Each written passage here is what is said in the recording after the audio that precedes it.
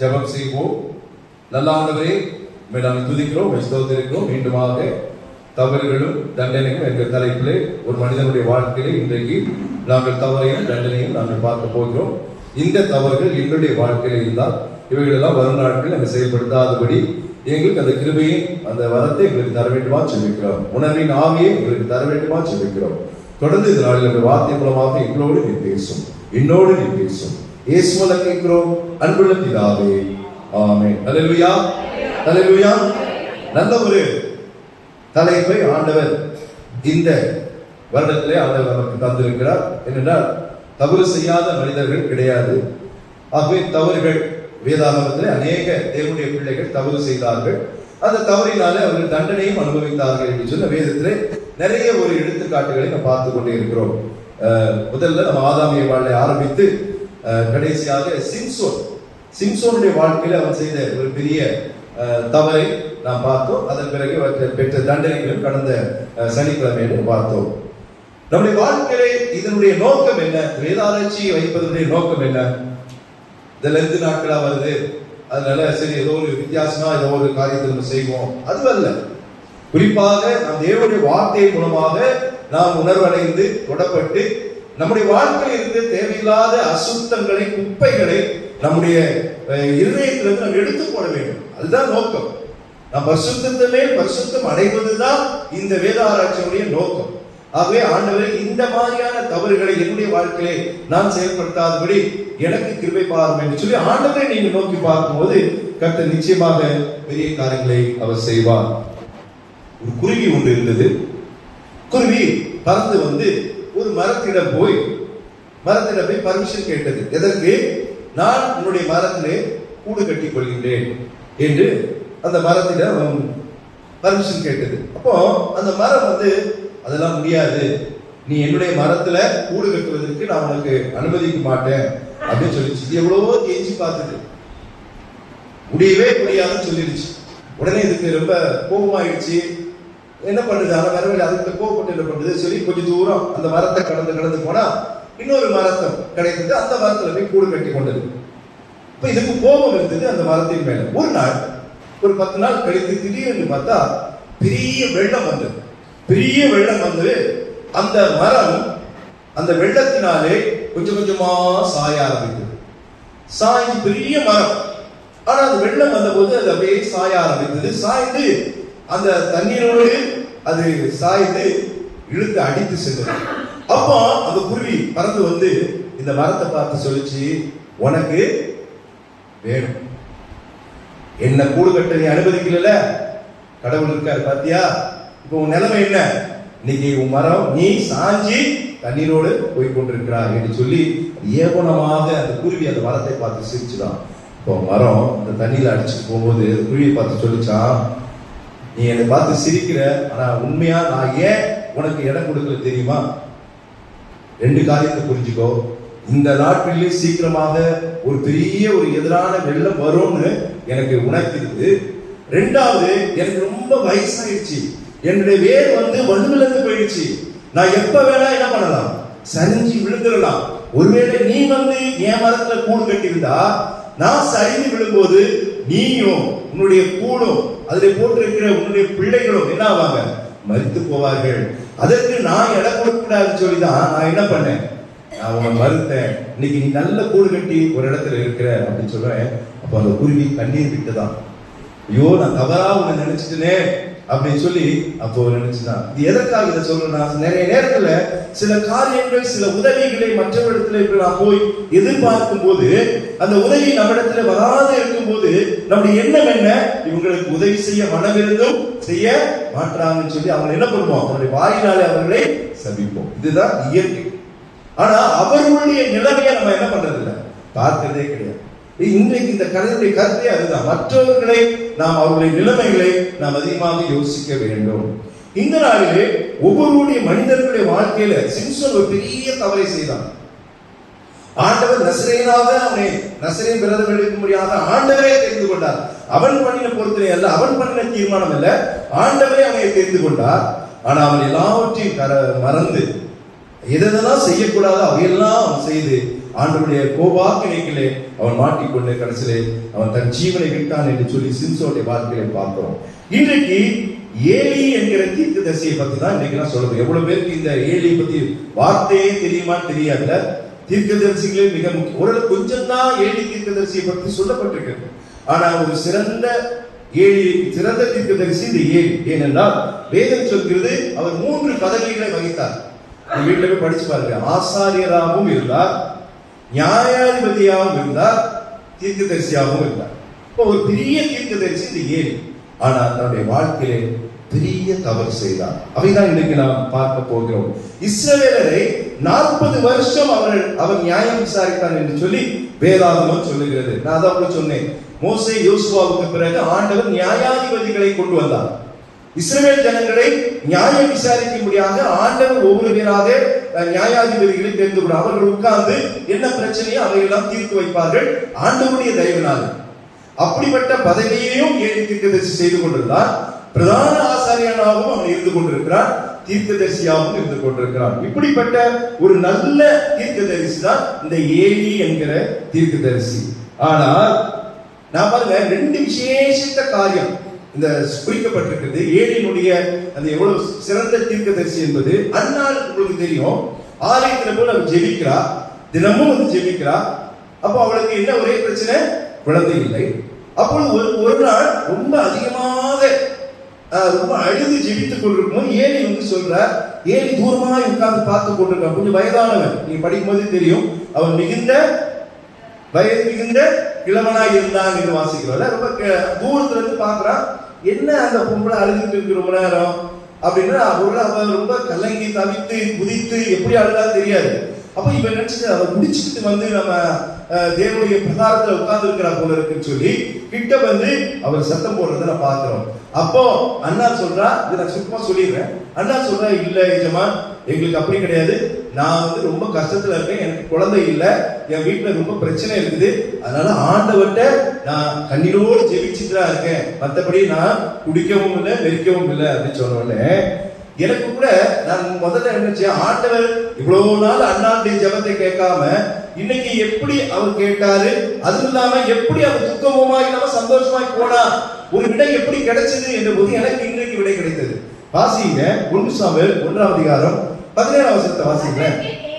அதற்கு ஏலி, சமாதானத்தோட போ, நீ இஸ்ரவேலின் தேவனிடத்தில் கேட்ட உன் விண்ணப்பத்தின்படி. இப்பதான் எனக்கு புரியுது. இதற்கு முன்னாடி இந்த வார்த்தை இந்த ஏலியின் இடத்திலிருந்தோ யார் இடத்திலிருந்தோ வரல. ஏன் எப்படி கரெக்டா அவளுக்கு அது கிடைச்சது, சந்தோஷத்தோட போனா என்ன பதில் வந்ததுன்னு பார்த்தா, ஏலி சொன்ன வார்த்தை தான் ஆண்டவர் ஏலிக்கு அந்த வார்த்தையை கொடுத்து ஏலி சொல்ற, உன் காரியம் நடக்கும், உன்னுடைய வேண்டுதல் எட்டப்படும், நீ சந்தோஷம் சரி. அப்ப அதனாலதான் வேதம் சொல்லுது, அந்நாள் அதற்கு பிறகு துக்கமுகமா இருக்க வேண்டும் சொல்லி அவருடைய ஜெபம். அப்ப அவருடைய வார்த்தைகள் தீர்க்க தரிசனங்கள் உண்மையானதாக இருக்கிறத நான் பார்க்கணும். ஏலி அவ்வளவு சிறந்த ஒரு மனிதராக இருந்தார். 2வது, சாமுவேலுடைய அந்த அழைப்பை சாமுவேல் புரிந்து கொள்ள முடியல. ஏலி மூலமாக சாமுவேல் கர்த்தரை அழைப்பதை சாமுவேல் என்ன பண்ணுகிறார், தெரிந்து கொள்கிறது. அந்த ஒரு சம்பவத்தை நான் பார்க்கிறோம். உங்களுக்கு தெரியும், சாமுவேலை கொண்டு அவங்க ஆலயத்துல கொடுத்துட்டாங்க. ஏலி வளர்த்து கொண்டு வருகிறார். ஒரு நாள் தூங்கிட்டு இருக்கிறார் சாமுவேல். அப்போ குழந்தை அவரு, அது வாலி வயதுல இருக்கிறார். அப்போ சத்தம் கேட்குது. அப்போ என்ன நடக்குது, ஏலிதான் கூப்பிடுறான்னு சொல்லி வந்து பார்த்தா அவர் நல்லா தூங்கிட்டு இருக்காரு. நீங்க என்ன கூப்பிட்டீங்களா? நான் கூப்பிடல. அப்படி 2 முறை கடந்து 3வது முறையும் சாமுவேலை கூப்பிடுவது ஏலிக்கு புரிந்து கொண்டது. இது நான் அழைக்கல, யார் அழைக்கிறார்? கர்த்தர் சாமுவேல் அழைக்கிறார் சொல்லி அப்போ அவர் சொல்லி அனுப்புறாரு. என்ன சொல்றாரு, அப்படி இன்னொரு வாட்டி வந்துச்சுன்னா, 3வது முறை வந்துச்சுன்னா, சொல்லும் அடியே கர்த்தாவே சொல்லும் அடியே கேட்கிறேன் சொல்லுன்னு சொன்னார்ல. ஏலிக்கு பிறகு சாமுவேலை ஒரு பெரிய ஒரு தீர்க்கதரிசியாக ஆண்டவர் வருவதற்கு ஏலியே ஆண்டவர் பயன்படுத்துகிறத பார்ப்போம். இப்படி 40 வருஷம் நியாயம் விசாரித்த இந்த ஏலி தீர்க்கதரிசி தன்னுடைய வாழ்க்கையில ஒரு பெரிய தவறுகளை செய்கிறத பார்க்கிறோம். பிள்ளைகளுடைய வளர்ப்பு யார் கையில இருக்கு? பெற்றோர் கையில் இருக்கு. நல்ல புரிந்து கொள்ளணும். இன்னைக்கு பிள்ளைகளை நாம் சரியா வளர்க்கவே, ரொம்ப செல்லம் கொடுத்துறோம், ரொம்ப யோசிக்கிறோம், காரியங்களை கண்டிப்பதற்கு ரொம்ப யோசிக்கிறோம். ரொம்ப இந்த ஏலியுடைய ஒரே பிரச்சனை, தன் பிள்ளைகளை அவன் சரியா வளர்க்காது. அதுதான் அவனுக்கு தவறாகவும் இருந்தது, அவனுக்கு வரக்கூடிய தண்டனையும் அதுதான் பெற்று வந்தது. அதுதான் இன்னைக்கு நாம் பார்க்க போகிறோம். முதல்ல அவனுடைய தவறு, அவன் பிள்ளைகளை தவறாக வளர்த்ததாக வேதம் சொல்கிறது. ஏலிக்கு 2 குமாரர்கள், ஒருவன் பேர் ஓப்னி, ஒருவன் பேர் பினாகாஸ். 1 சாமுவேல் 2ஆம் அதிகாரம் 12ஆம் வசனத்தை வாசிங்க. 1 சாமுவேல் 2ஆம் அதிகாரம் 12ஆம் வசனம். ஏலியின் குமாரர் பேனியாளின் மக்களாய் இருந்தார்கள், அவர்கள் கர்த்தரை அறியவில்லை என்று வாசிக்கிறோம். எவ்வளவு ஒரு கொடுமை! கர்த்தருடைய பிள்ளைகள் எப்படி இருக்கணும்? கர்த்தரை அறிந்தவர்களாக இருக்கணும். நீங்க சின்ன வயசுல இருந்தே நீங்க அதை சொல்லி சொல்லி சொல்லி வளர்க்கணும். தவறுகள் செய்ய அதிகமாக தூண்டப்படுகிற காலம் இந்த காலம். பிள்ளைகளுடைய வளர்ப்பு அவ்வளவு சுலபம் அல்ல. இவன் அந்த தவறை செய்தான். அது மாத்திரமல்ல, இவருக்கு ஏன் கர்த்தரை அறியவில்லை என்ற வார்த்தைக்கு முக்கிய காரணம் தெரியுமா? மற்ற ஒரு சாதாரண ஒரு மனிதர்களாக இருந்தா பரவாயில்ல, இவர்களுடைய வேலை என்னது? ஆசாரிய பணியை அப்பாவுக்கு உதவியா அவன் செய்துகிட்டு இருக்கிறான். யோசிச்சு பாருங்க. இல்ல 1 சாமுவேல் 2ஆம் அதிகாரம் 12ஆம் வசனத்தை நீங்க தொடர்ந்து வாசிச்சீங்கன்னா, நீங்க அந்த ஆசாரியர்கள் ஜனங்களை நடப்பித்த விதம் என்னவென்றால் ஒரு பெரிய லிஸ்ட் வரும். என்ன பண்ணினாங்க? தேவாலயத்துல பெரிய பாவங்களை இந்த 2 பிள்ளைங்க செய்யறாங்க.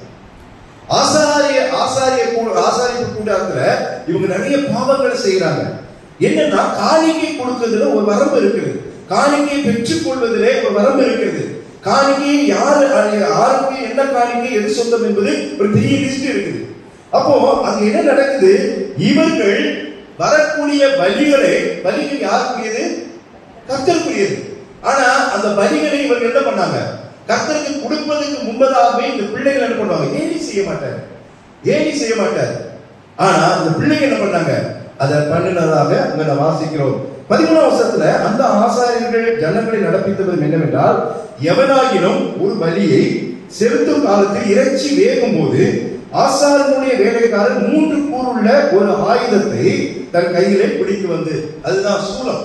நம்ம இது பார்க்கிறோம், சூலம் மாதிரியான ஒரு, இங்க நீங்க பாத்தீங்கன்னா இந்து மதத்தில் வரக்கூடிய எல்லா விக்கிரமங்களாக இருக்கட்டும், பொருட்களாக இருக்கட்டும், நீங்க அது எல்லாமே பாத்தீங்கன்னா அந்த பழைய ஏற்பாடு காலத்திலே வந்ததை பார்த்துதான் அவர் நடத்திட்டு இருக்காங்க. அதை வைத்து குத்தி எடுக்கும் போது எது மாட்டிக் கொள்கிறதோ அதுதான் ஆசாரியர்கள்.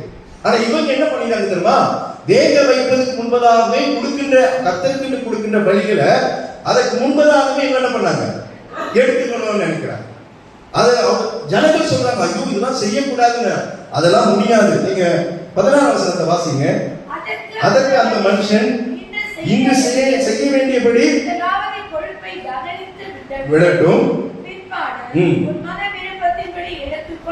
சொன்னாலும் அவன் அப்படி அல்ல, இப்படியே கொடு, இல்லாவிட்டா துணிகர பாவம். பார்த்தீங்களா? துணிகரமாய் பாவம் செய்தார்கள்.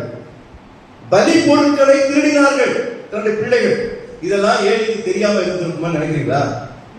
அவன் கண்டிக்கல, அவன் கண்டிக்க மறந்து விட்டான். சாஃப்டா சொல்லக்கூடாதுங்க. சில நேரத்துல பிள்ளைகளை தப்பு செய்யும் போது சாஃப்டா சொல்லக்கூடாது. அதனாலதான் நீதிமொழிகள் 13ஆம் அதிகாரம் 24ஆம் வசனத்தை வாசிக்கிறோம். பிரம்பை கையாளாதவன் தன் மகனை சாலமோன் என்ன அவருக்கு தெரியாதா? ஏன் இந்த வார்த்தையை அவர் பயன்படுத்தணும்ல? யோசிச்சு பாருங்க. நீங்க சில நேரத்தில் உங்க பிள்ளைகளை என்ன பண்ணணும்? அடிக்கணுங்க. அடிக்காம நீங்க செல்லம் கொடுத்து வளர்த்துக்கிட்டே இருந்தீங்கன்னா உங்க பேச்சை கடைசியில் அவங்க கேட்க மாட்டாங்க. இது தவறாய் போயிடும். தேவனை பார்த்து நம்முடைய நிறைய பிள்ளைகள் கெட்டு போவதற்கு காரணம் என்ன தெரியுமா? அம்மா அப்பா கொடுக்கிற செல்லம். இந்த தவற இந்த ஏழை தீர்க்கதரிசி செய்தான். கண்டிக்கிறான், அந்த இடத்துல கண்டிக்கிறான். ஆனா கண்டிப்பு சரியில்லை. அது வர உங்களுக்கு கூட இது மட்டும் இல்லைங்க, இன்னொரு பெரிய பாவத்தை அவங்க பிள்ளைகள் செய்கிறார்கள். என்ன செஞ்சாங்க தெரியுமா? அந்த ஆசாரிய கூடத்திலே பணி செய்கின்ற பணிப்பெண்களுடைய அவர்கள் சயனிக்கிறார்கள் என்று சொல்லி அங்க வேதம் சொல்கிறது. இதே நீங்க 2ஆம் அதிகாரம் 22ஆம் வசனத்தை வாசிங்க. 2ஆம் அதிகாரம் 22ஆம் வசனம். ஏழு மிகுந்த கிழவனாய் இருந்தான். அவன் தன் குமாரர் இஸ்ரவேலுக்கெல்லாம் செய்த எல்லாவற்றையும் அவர்கள் ஆசாரிய கூடத்தின் வாசலில் கூட்டம் கூடுகிற ஸ்திரீகளோடு சயனிக்கிறதும் கேள்விப்பட்டான் என்று வாசிக்கும். இவ்வளவு பெரிய பாவம், துணிகரமான பாவம் செய்யலாமா? அவருடைய ஆலயம் எவ்வளவு பரிசுத்தமானது. ஆசரிப்பு கூடாரத்துக்குள்ள ஆண்டவர் சொன்ன காரியத்தை மீறி எந்த ஒரு செயலை யார் செய்தாலும் அவர்கள் உடனே கண்டிக்கப்படுவார்கள். அவ்வளவு பயங்கரமான. ஆனா இன்றைக்கு தேவனுடைய மனிதர்கள், போதகர்கள், ஏன்னா எங்களுக்கு அந்த பொறுப்பை ஆண்டவர் கொடுத்திருக்கிறார். ஆண்டவர் எங்களுக்கு ரொம்ப கேள்வி கேட்பார். தேவனுடைய பணியை செய்கிறவர்கள் ரொம்ப ஜாக்கிரதையா இருக்கணும். எல்லாருமே தேவனுடைய பிள்ளைகள், எல்லாருமே ஆசாரியர்கள். ஆனா முக்கியமாக நான் இதை படிக்கும் போது என்னிடத்தில் இருக்க சில தவறுகளை தான் நான் யோசிக்கிறேன். சின்ன சின்ன தவறோ பெரிய பெரிய தவறோ ஆண்டவர் உணர்த்தும் போது, ஆண்டவரே இந்த தப்பு நான் செய்யக்கூடாது, ஆண்டவரே நான் மற்றவர்களுக்கு போதிக்கிறேன். இந்த வசனம் எனக்கு எப்பவுமே முன்னாடி கண்ணில் இருக்கும். இப்படி இருக்க மற்றவர்களுக்கு போதிக்கிற நீ உனக்கு தானே போதியாமல் இருக்கலாமா? இந்த வசனத்தை எங்க பாஸ்டர் அழகா பெருசா போட்டு வச்சுக்கிறாரு. நான் சொல்றது முன்னாடி இதை பார்க்கணும். இப்ப நான் சொல்றேன்னா அந்த காரியத்தை நான் செயல்படுத்தணும். ஏறி மற்றவர்களுக்கு சொன்னா தன் பிள்ளைகளுக்கு சரியா சொல்ற விதத்துல சொல்லிருக்கிறான். ஆனா சொல்ற விதத்துல சொல்லுங்க. எவ்வளவு பெரிய தவறை செய்யலாம், எவ்வளவு பெரிய பாவங்களை செய்யலாம், எவ்வளவு தண்டனை வரும் யோசிச்சு பாருங்களேன். இதெல்லாம் யோசிக்கவே இல்லை. தண்டனை வரும்போது பார்த்துக்கலாம். நான் இந்த உலகத்துல மகிழ்ச்சியா வாழணும், நான் சந்தோஷமா வாழணும், அதற்காக என்ன வேணா பண்ணலாம். இப்படிதான் நம்ம வாழ்ந்து கொண்டிருக்கிறோம். நம்முடைய பிள்ளைகளை வளர்ப்பு. ஈசாக்கு ஆபிரகாம் பிள்ளையை வளர்க்கிறான். சூப்பர் அப்பா, சூப்பர் பையன். ஆண்டவன் பலி கொடுக்க சொல்லும் போது அவன் என்ன பண்றான்? ஈசாக்கை கூட்டிட்டு போறான். ஈசாக்கு கேள்வி கேட்கிறான், என்ன பலி கொடுக்க போறீங்களே, ஆடு எங்கன்னு கேட்கிறான். இல்ல அவனுக்கு தெரியாது. ஆனா அப்பா அப்படி வளர்த்து பாருங்க. அந்த பையன் அழகா ஒய்ஃப்ட அது ஜாய் கூட ரொம்ப அழகா அந்த மெசேஜ்ல சொன்னான். ஒருவேளை சாராட்டு அவன் சொல்லியிருந்தானா காலையில எழுந்திருக்க வாய்ப்பே இல்லை, முடியாது. ஏன்னா விட மாட்டான். நான் பெத்த பொண்ணு, நான் பெத்த பையன், ஏன் 10 மாசம் சுமந்து நீ ஈஸியா நீ எடுத்து போய் ஆர்டர் கொடுத்துருவியா சொல்லி என்ன பண்ணுவான்? அவன் தடை செஞ்சிருப்பான். மனைவிட்டு கூட அவன் சொல்லல, கொண்டு போறான். ஆனா அவன் கேட்கிறான், ஆடு எங்க கட்ட பார்த்துக்கூடாது. இந்த 2 பேருக்குள்ள இந்த சம்பாஷணை பாருங்க. எப்படி ஒரு தகப்பன் இருக்கணும், எப்படி ஒரு மகன் இருக்கணும். உதாரணம் ஆபிரகாமும் ஈசா. அவன் அதுல படுக்க வச்சவர் கூட அவன் ஒரு கேள்வியும் கேட்கல. எப்படி வளர்த்துருக்கா பாருங்க, சின்ன வயசுங்க. ஆனா இந்த ஏழி எப்படி வளர்க்கல. அப்பா பேச்சை கேட்காத ஒரு தேவனுக்கு எதிரான மனிதர்களாக இந்த பிள்ளைகளை வளர்த்து வச்ச 2 பிள்ளைகள். இவரான ஏழிக்கு ரொம்ப மனநோவு இருக்கு. பிள்ளைகளை கண்டிக்காம வளர்த்தான் என்று வாசிக்கிறோம். 23ஆம் வசனத்தை வாசிங்க. 2வது அவர்களை நோக்கி நீங்கள் இப்படிப்பட்ட காரியங்களை செய்கிறது என்ன?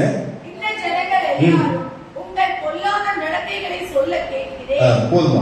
என் குமாரனே வேண்டாம், நான் கேள்விப்படுகிற இந்த செய்தி நல்லதல்ல. கர்த்தருடைய ஜனங்கள் மீறி நடக்கிறதுக்கு காரணமாயிருக்கிறீர்கள் என்று சொல்றான். நான் இதை படிக்கும் போது சொல்றதை கேட்கலன்னா அந்த பிள்ளைகளை நம்ம என்ன பண்ணணும்? தண்டிக்கணும். முதல்ல கண்டிக்கணும், பிறகு தண்டிக்கணும். இவன் என்ன செய்திருக்கணும்? உடனே என்ன பண்ணணும்? நீ கேட்கல, நீ வாய்மொழியாய் அவன் கண்டிச்சானே தவிர நடவடிக்கை எதுவும் எடுக்கல. என்ன பண்ணிருக்கு தெரியுமா? இனி நீ ஆசாரியன் பதவிக்கு லாய்க்கு இல்லை. அவன் அப்பவே செஞ்சிருக்கணும், ஆனா செய்யல. அந்த பிள்ளைகளை அவன் சரியாக வளர்ப்பதிலே ஏழி தீர்க்கதரிசி தவறிவிட்டான் என்று சொல்லி வேதம் சொல்கிறது. இல்ல அந்த ஆசாரிய பதவியிலிருந்து உடனே அவனை நீக்கிடும். அதான் சாதம் சொல்றாரு, பிறந்த எடுத்து நீங்க அடிக்கிற. சில பேர் அடிப்பாங்க, முரட்டுத்தனமா அடிப்பாங்க. தலை எங்க அடிக்கிறேன்னு எங்க அம்மா சொல்லுவாங்க, அடிக்கணும். ஆனா எங்க அடிக்கணும் தெரியுமா? முட்டிக்கு கீழே அடிக்கணும். போலீஸ்காரங்க அடிப்பாங்க பாத்தீங்களா? முட்டிக்கு கீழே தான் அடிப்பாங்க நிறைய அடி. ஏன்னா மற்ற இடங்கள்லாம் அடிச்சா உயிருக்கு பிரச்சனை வரும். இன்னைக்கு இப்ப எல்லா இடத்துலயும் அடிக்கிறாங்க, அடிச்சு காலி பண்றாங்க, அது வேற விஷயம். ஆனா பிள்ளைங்களை அடிப்பதுல மூர்க்கமாவும் அடிக்கக்கூடாது. அதே நேரத்தில் பிறரை கையாள வேண்டும். கண்டிக்க, பிள்ளைங்களை கண்டிக்க. பிள்ளைகளை வளர்ப்பு இன்னைக்கு சரியில்லைன்னா நீங்க கண்டிக்காம விட்டுட்டீங்கன்னா நாளைக்கு அந்த பிள்ளைகளை உங்களால திருத்த முடியாது, நீங்க மாற்ற முடியாது, சொன்னாலும் நடக்காது. இது ஏழையின் மூலமாக கர்த்தர் நமக்கு வைத்திருக்கிற ஒரு பாடம். தன்னுடைய பிள்ளைகளை அவன் கண்டித்தானே தவிர நடவடிக்கை எடுக்கல. அவன் ஆசாரி பதவியிலிருந்து அவன் இனி நீ அந்த ஆசாரி கூடத்துக்கு போகக்கூடாதுன்னு சொல்லியிருக்கணும். சும்மா வார்த்தையில சொல்லிட்டு அவன் கடந்து போவதை பார்க்கிறாங்க. பெரிய தவறுகளை ஏழியுடைய பிள்ளைக்கு செய்யறான். அதற்கு முழு பொறுப்பு ஏழி தீர்க்கதரிசி தான். கூட கிழவனா இருந்தானா அதுக்கு முன்னாடி வந்து அவன் என்ன பண்ணிருக்கணும்? சரி, நீ கடைசி நேரத்துல வந்து பண்ண முடியாது. சொல்லுவாங்கல்ல, 5ல வளையாதது 50ல வளையாது. நீங்க 5 வயசு இருக்கும் போதே வளைச்சிடணும். ஆமா, கொஞ்சம் அது ரொம்ப ஹார்ட் ஆயிடுச்சுன்னா அதுக்கப்புறம் வளையாது. வளையலாம் கூட உடைச்சு போட்டுருக்கு, அதுதான் நல்லது. ஆனா நம்ம எதையுமே செய்யாம இருக்கிறோம். என்ன நடந்தது? இப்ப தண்டனையை பார்க்க போறோம். இப்போ இந்த தவறுகளினாலே தண்டனை என்ன தெரியுமா? 2 பேர் வந்து ஏழு இடத்துல சொல்றாங்க, நீங்க பெரிய தண்டனைக்குள்ள வரப்போறீங்க. முதலாவதாக 2ஆம் அதிகாரம் 27ஆம் வசனத்தை வாசிங்க. தேவனுடைய பெயர் குறிப்பிடப்படல. தேவன், அதாவது ஒரு தீர்க்கதரிசி வருகிறார். இவரும் தீர்க்கதரிசி தான். இவர் ஒரு ஆசாரியன், இவர் ஒரு நியாயாதிபதி. இவர் தான் நியாயம் தீர்க்கணும், இவர் தான் தீர்க்க தரிசனம் சொல்லணும். ஆனா இவரிடத்துல வந்து ஒரு தீர்க்கதரிசி வருகிறார். தேவனுடைய யார் அனுப்பினது? கர்த்தர் அனுப்பின மனுஷன் வந்து என்ன சொல்றாரு? என்னவென்றால், உன் பிதாவின் வீட்டார் எகிப்திலே, அது அப்படியே ஒரு பெரிய லிஸ்ட் வருது. ஆமா, அங்க என்ன, உங்களுக்கு வரப்போகிற தண்டனையை ஒரு தேவனுடைய மனுஷன் மூலமாக ஆண்டவர் ஏலிக்கு வெளிப்படுத்துகிறார்.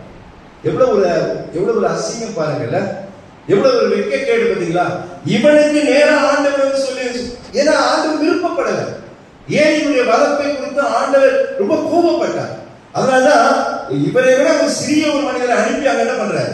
அதை உணர்த்துகிறார். இதை விட கொடுமை என்ன தெரியுமா? வளர்த்து கொண்டிருக்கிற சாமுவேலுக்கு ஆண்டவர் கனவின் மூலமாக ஒரு காரியத்தை சொல்லுகிறார். நீங்க வாசிங்க, 3ஆம் அதிகாரம் 11ஆம் வசனத்தை வாசிங்க. நான் நோக்கி, இதோ நான் இஸ்ரவேலில் ஒரு காரியத்தை செய்வேன், அதை கேட்கிற ஒவ்வொருவனுடைய 2 காதுகளிலும் அது தொனித்துக் கொண்டிருக்கும். 13, 12. நான் ஏலியின் குடும்பத்திற்கு விரோதமாக சொன்ன யாரையும் அவன் மேல் அந்நாளிலே வரப்பண்ணுவேன், அதை தொடங்கவும் அதை முடிக்கவும். இத கூட டைரக்டா யார்கிட்ட? ஏலிகிட்ட ஆண்டவர் சொல்லுங்க. ஒரு சாமுவேலுக்கு அந்த பிள்ளையாண்டான், சாமுவேல் பிள்ளையாண்டான் சொல்லி கனவின் மூலமாக சொல்லி அனுப்புறத நான் பார்க்கிறேன். அவன் போய் சொல்றான், ஏலிகிட்ட போய் சொல்றான், ஏலி ஏற்றுக்கொள்றான். ஆனா காலம் கடந்து விட்டதுங்க. இன்னைக்கு நம்முடைய பிள்ளைகளுடைய வளர்ப்பு சின்ன வயசுல இருந்தே நம்ம சொல்லி சொல்லி சொல்லி, நம்ம பிள்ளைங்க பைபிள் படிக்கலையா?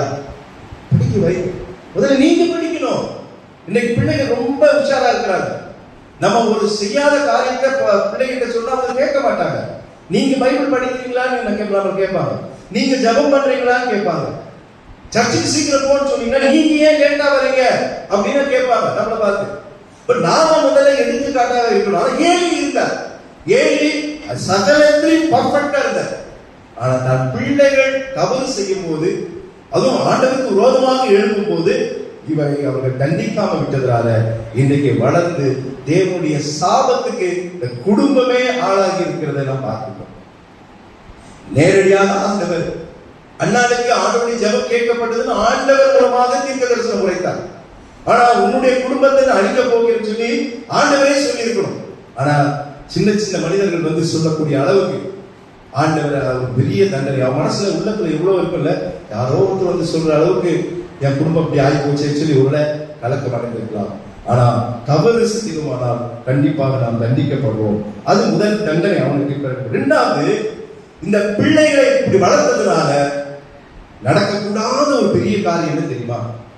உடன்படிக்கை பெட்டியை பெலிஸ்தியர்கள் பிடித்துக் கொண்டார்கள் என்று வாசிக்கிறோம். ஏலியுடைய காலத்துல எப்படி இருக்கும்? உடன்படிக்கை பெற்று கர்த்தருடைய சமூகம் அது இஸ்ரவேலுக்குள்ள இருக்கும் போது அவர்கள் ஆசீர்வாதமாக இருப்பாங்க. அதுதான் பெரிய நம்பிக்கை. உடன்படிக்கை பெட்டி தேவனே அவங்க கூட இருக்கிற மாதிரி. அந்த உடன்படிக்கை மூலமாகத்தான் இவர்கள் ஆசீர்வதிக்கப்படுகிறார்கள் சொல்லி பெலிஸ்தியர்கள் வந்து என்ன பண்ணாங்க தெரியுங்களா? உடன்படிக்கை பெட்டியை திருடி கொண்டு போய்விட்டார்கள். இல்ல, அது ஒரு பெரிய தண்டனையாக. 4ஆம் அதிகாரம் 10ஆம் வசனத்தை வாசிங்க. 4ஆம் அதிகாரம் 10ஆம் வசனம். அப்பொழுது பெலிஸ்தர் யுத்தம் பண்ணினார்கள். இஸ்ரவேல் முறிந்து அவரவர் தங்கள் கூடாரங்களுக்கு ஓடி போனார்கள். மகா பெரிய சங்காரம் உண்டாயிற்று. அடுத்த வசனம், தேவனுடைய உடன்படிக்கை பெட்டி பிடிக்கப்பட்டது. ஏலியும் 2 குமாரராகிய ஓப்னியும் பினகாசும் போச்சா? வாழ வேண்டிய பிள்ளைகள் இப்ப என்ன ஆச்சு? மாண்டு போனார்கள், வெற்றி போட்டார்கள். போறதுக்கு முன்னாடி இவர்கள் காவல் காத்து தூங்கிக்கிட்டு இருந்தாங்க. காவல் காத்து கொடுத்தாங்க உடன்படிக்கை பெட்டியில. அந்த உடன்படிக்கை பெட்டியையும் பெலிஸ்தர்கள் பிடித்தார்கள். இஸ்ரவேல் ஜனங்களை ஓட விட்டார்கள். ஏலியுடைய பிள்ளைகளை வெட்டி போட்டார்கள். எவ்வளவு பெரிய தண்டனை! இன்னைக்கு தண்டனையிலிருந்து நாம் தப்பித்துக் கொள்ள வேண்டும் என்றால் நம்முடைய பிள்ளைகளை சரியான பாதையிலே நாம் வளர்க்க வேண்டும். மரியாள் இயேசு கிறிஸ்துவ 30 வயசு வரைக்கும் எப்படி வளர்த்தாங்கல்ல? இயேசுவும் அடங்கியிருந்தார். 30 வயது வரைக்கும் ஒரு அப்பாவுக்கு ஒரு அம்மாவுக்கு ஒரு உண்மையான மகனாக இயேசு அவர் நினைச்சிருந்தா, அவர் தெய்வமா இருக்கும் போது அவர் அவர்களை விட்டு அவர் சொல்லாதவர்கள் தச்சல் வேலையை செஞ்சுக்கிட்டு இருக்கிறார். அவர் நம்மை மீட்க வந்தவர் வேலை செஞ்சுக்கிட்டு இருக்கிறார். ஆனா ஆண்டவராக இருந்தாலும் கூட தன் மகனை எப்படி வளர்க்க வேண்டும் சொல்லி யோசேப்பும் மரியாளும் அருமையாக வளர்த்தாங்க. பிள்ளை வளர்ப்பு அதுதான். அவனெல்லாம் ஈசாக்கு ரொம்ப அழகா வளர்த்தார். ஏன்? மொர்தெகாயை எடுத்துங்க. மொர்தெகாய் உங்களுக்கு தெரியும். எஸ்தர் தாயில்லாத தகப்பன் இல்லாத தாயில்லாத அவனை எடுத்து எஸ்தர் எப்படி வளர்த்தா தெரியுமா? என்ன அப்பா சொல்றாங்களோ அதுக்கு எஸ்தர் தான் மொர்தெகாய் கற்பித்தபடியே நல்லா சொன்ன வசனம் லேட் ஆயிடும். அதனாலதான் சொல்லல. மொர்தெகாயை பத்தி அங்க சொல்லுது. மொர்தெகாய் தான் கற்பித்தபடியே எஸ்தர் எல்லாவற்றையும் சகலத்தையும் நடந்து கொண்டாள் என்று வேதவாசம். அதனால எஸ்தர் எப்படி மாறலாம்? ராணியாய் ஆண்டவர் மாற்றி வைத்தார். அல்லேலூயா. ஆனா இங்க ஒரு ஏழைக்கு பிறகு ஒரு பிரதான ஆசாரியனாக நியாயாதிபதியாக இருக்க வேண்டிய இவர்கள் இரு பிள்ளைகள் இப்போ பெலிஸ்தருடைய கையினாலே என்ன பண்றாங்க? மாண்டு போனார்கள். அதை காட்டிலும் கொடுமை என்ன தெரியுங்களா? அதை கூட ஏழை ஏற்றுக்கொள்வான். ஆனா உடன்படிக்கை பெற்று தன்னுடைய இடத்தை விட்டு போய்விட்டது. அப்போதான் கடைசியா ஏழைக்கு ஒரு பெரிய தண்டனை வருகிறது. 4ஆம் அதிகாரம் 18ஆம் வசனத்தை வாசிங்க. 1 சாமுவேல் 4:18. அவன் தேவனுடைய, அதாவது இந்த செய்தியை கேட்ட உடனே அங்கிருந்து ஒரு வேலைக்காரன், அதாவது போரிட்டவன் நேர யார்கிட்ட ஓடி வரான்? ஏழை இடத்துல ஓன்னு அழுகுறான். என்ன நடக்குது அப்படின்னு சொல்லுங்க. அப்ப இந்த வார்த்தை சொல்றான். வாங்க சொல்லுங்க. 17 வாசிங்க. செய்தி கொண்டு வந்தவன் பிரதியுத்தரமாக இஸ்ரவேலர் முறித்தோடி போனார்கள். ஜனங்களுக்குள்ளே பெரிய சங்காரம் உண்டாயிற்று. உம்முடைய குமாரனாகிய ஓப்னி பினகாஸ் என்னும் இருவரும் இறந்து போனார்கள்.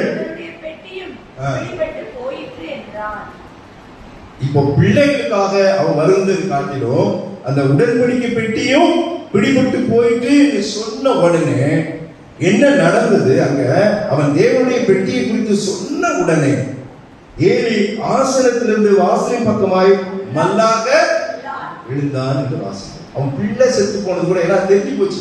ஆண்டவர் தீர்க்கதரிசனம் உரைச்சிட்டார். தேவனுடைய மனிதன் மூலமாகவும் சாமுவேல் மூலமாகவும் இதெல்லாம் நடக்கும். இதுல இருந்து நீ தப்பவே முடியாது. நீ தவறு செய்தால் தண்டனை பெறுவாய். தெளிவா சொல்லிட்டார். இப்ப அதுல இருந்து தப்பிக்க முடியாது. ஆனா இவரு நினைக்காத ஒரு காரியம் நடந்தது. என்னது? தேவனுடைய உடன்படிக்கை பெட்டி பிடிபட்டு போச்சு. இதை இவரால் தாங்கிக் கொள்ள முடியல. என்ன நிதர்சனம்? மல்லாக்க விழுந்தான் என்று வாசிக்கிறோம். அவனுடைய மரணம் வேதம் சொல்கிறது, அவன் கிழவனும் ஸ்தூலித்தவனுமாய் இருந்தபடியால் அவன் பிடரி முறிந்து. ஏலியுடைய மரணம் எப்படி சொல்லப்பட்டிருக்குது? அவன் பிடரி, யூதாசுக்கு அவன் உடல் சரிந்து 4 கொண்டு செத்தான். 4 கொண்ட பிறகு உடல் சரிந்து. அதுதான் நடந்தது. இங்க பாருங்க, இவ்வளவு பெரிய வயசானவர், ஆனா நல்லாக்க விழுந்ததுனால அந்த ஸ்பைனல் கார்டு, பிடரி ஸ்பைனல் கார்டு, அது கழுத்து என்ன ஆயிடுச்சு?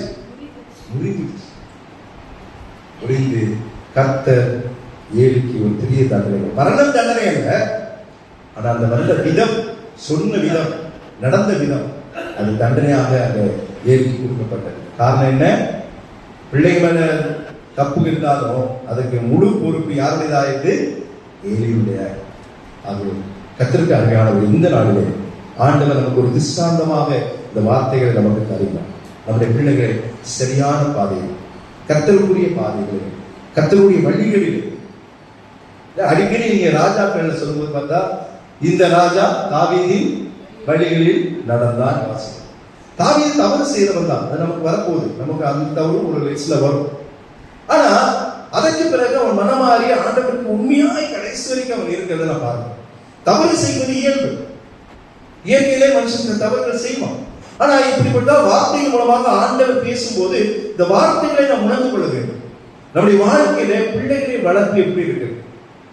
சரியான நீங்க அவங்களை செக் பண்றீங்களா? பிள்ளைகளை செக் பண்றீங்களா? எங்க போறாங்க, என்ன பண்றாங்க, படிக்கிறாங்களா? இன்றைக்கு மொபைல்லாம் வந்த பிறகு நம்மளை மதிக்க, பெரிய பெற்றோர்களை மதிக்கிற காரியமே இல்லாம ஆயிடுச்சு. அதுக்கு காரணம் நாம நாள் ஃபுல்லா செய்கிற காரியத்தை பிள்ளைகள் செய்யறாங்க. பிள்ளைகளுடைய வளர்ப்பு ரொம்ப முக்கியம். ஆமா, ரொம்ப நம்ம அந்த பிள்ளைகளை கண்டித்து உணர்த்தி சரியான பாதையில, தேவனுடைய பாதையில நடத்தணும். இந்த தவறெல்லாம் ஏறி செய்துட்டான், பிள்ளைங்க செய்ய வளர்க்கல. நல்ல ஒரு பொசிஷன்ல ஆண்டவர் வைத்திருந்தார். ஆனா பயம், தெய்வ பயம் இல்லை.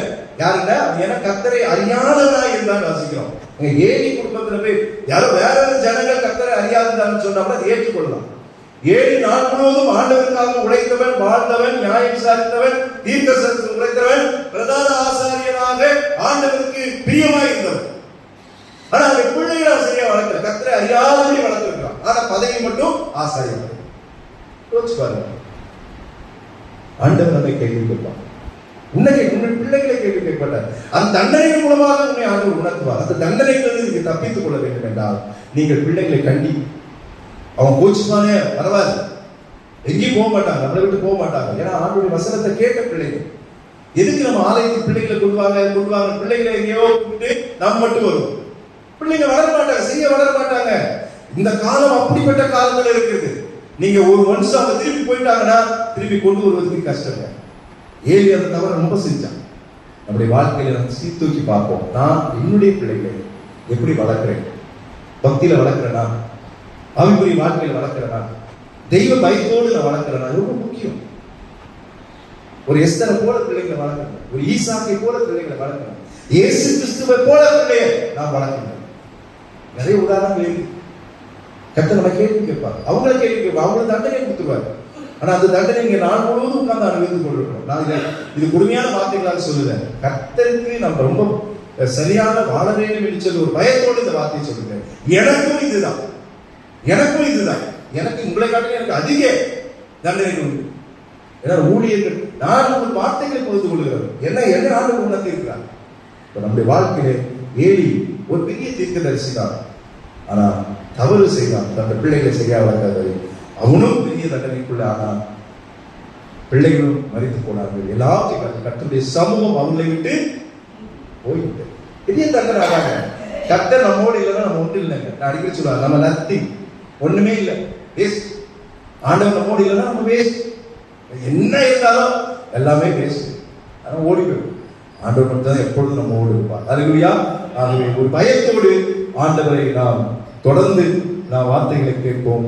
வார்த்தை மூலமாக நாம் பேசப்படுகிறோம். அந்த வார்த்தை மூலமாக நாம் தவறுகளை உணர்ந்து நாம் மாறுவோம். கர்த்தர் பெரிய காரியங்களை செய்வார். ஏழு தீர்க்கதரிசி தவறுகள் செய்தார், கர்த்தர் அவரை தண்டித்தார்.